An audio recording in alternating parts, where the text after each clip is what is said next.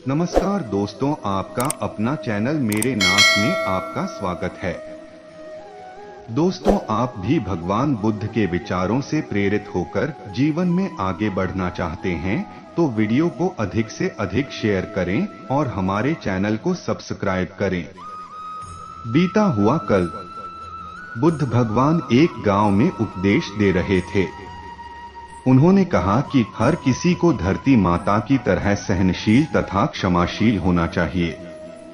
क्रोध ऐसी आग है जिसमें क्रोध करने वाला दूसरों को जलाएगा तथा खुद भी जल जाएगा। सभा में सभी शांति से बुद्ध की वाणी सुन रहे थे, लेकिन वहां स्वभाव से ही अतिक्रोधी एक ऐसा व्यक्ति भी बैठा हुआ था जिसे ये सारी बातें बेतुकी लग रही थी। वह कुछ देर ये सब सुनता रहा, फिर अचानक ही आग बबूला होकर बोलने लगा, तुम पाखंडी हो, बड़ी बड़ी बातें करना यही तुम्हारा काम है। तुम लोगों को भ्रमित कर रहे हो। तुम्हारी ये बातें आज के समय में कोई मायने नहीं रखती। ऐसे कई कटु वचनों सुनकर भी बुद्ध शांत रहे। अपनी बातों से ना तो वह दुखी हुए, ना ही कोई प्रतिक्रिया की। यह देखकर वह व्यक्ति और भी क्रोधित हो गया और उसने बुद्ध के मुंह पर थूककर वहां से चला गया। अगले दिन जब उस व्यक्ति का क्रोध शांत हुआ तो उसे अपने बुरे व्यवहार के कारण पछतावे की आग में जलने लगा और वह उन्हें ढूंढते हुए उसी स्थान पर पहुंचा। पर बुद्ध कहाँ मिलते, वह तो अपने शिष्यों के साथ पास वाले एक अन्य गांव निकल चुके थे। व्यक्ति ने बुद्ध के बारे में लोगों से पूछा और ढूंढते ढूंढते जहां बुद्ध प्रवचन दे रहे थे वहां पहुंच गया। उन्हें देखते ही वह उनके चरणों में गिर पड़ा और बोला, मुझे क्षमा कीजिए प्रभु। बुद्ध ने पूछा, कौन हो भाई, तुम्हें क्या हुआ है, क्यों क्षमा मांग रहे हो? उसने कहा, क्या आप भूल गए, मैं वही हूं जिसने कल आपके साथ बहुत बुरा व्यवहार किया था। मैं शर्मिंदा हूं, मैं मेरे दुष्ट आचरण की क्षमा याचना करने आया हूं। भगवान बुद्ध ने प्रेम पूर्वक कहा, बीता हुआ कल तो मैं वही छोड़कर आया गया और तुम अभी भी वही अटके हुए हो। तुम्हें अपनी गलती का आभास हो गया, तुमने पश्चाताप कर लिया, तुम निर्मल हो चुके हो। अब तुम आज में प्रवेश करो।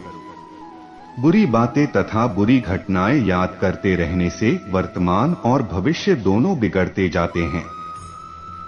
बीते हुए कल के कारण आज को मत बिगाड़ो। उस व्यक्ति का सारा बोझ उतर गया। उसने भगवान बुद्ध के चरणों में पड़कर क्रोध त्याग का तथा क्षमाशीलता का संकल्प लिया। बुद्ध ने उसके मस्तिष्क पर आशीष का हाथ रखा।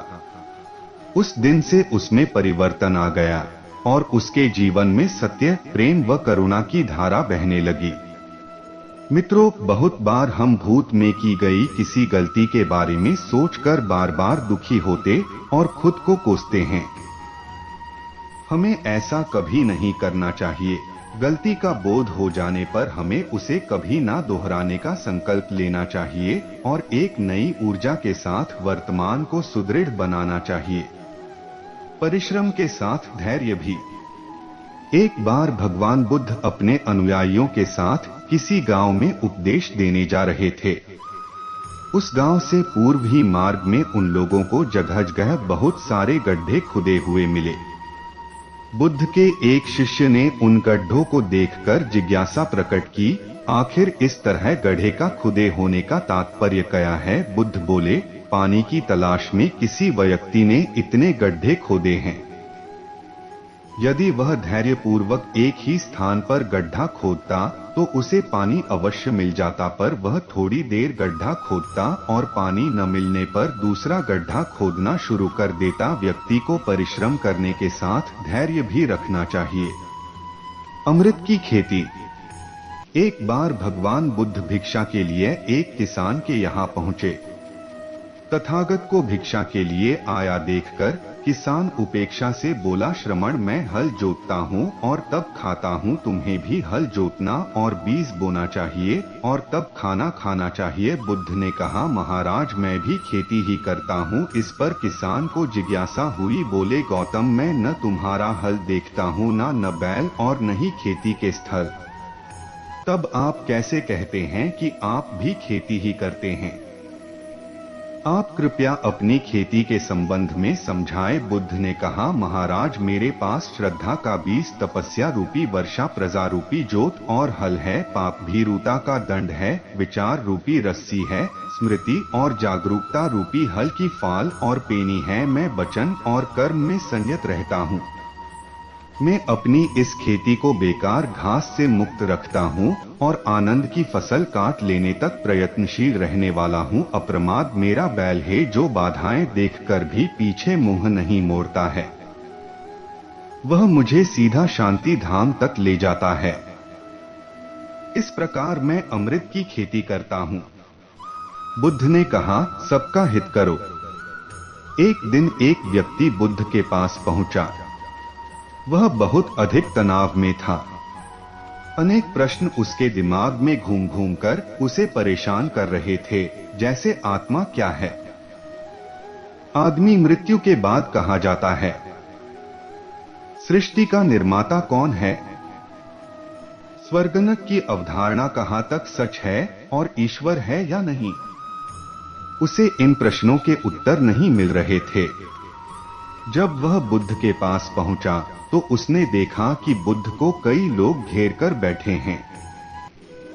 बुद्ध उन सभी के प्रश्नों व जिज्ञासाओं का समाधान अत्यंत सहज भाव से कर रहे हैं। काफी देर तक यह क्रम चलता रहा, किंतु बुद्ध धैर्यपूर्वक हर एक को संतुष्ट करते रहे। बेचारा व्यक्ति वहां का हाल देखकर परेशान हो गया। उसने सोचा कि इन्हें दुनियादारी के मामलों में पड़ने से क्या लाभ। अपना भगवत भजन करें और बुनियादी समस्याओं से ग्रस्त इन लोगों को भगाएं। किंतु बुद्ध का व्यवहार देखकर तो ऐसा लग रहा था मानो इन लोगों का दुहक उनका अपना दुहक है।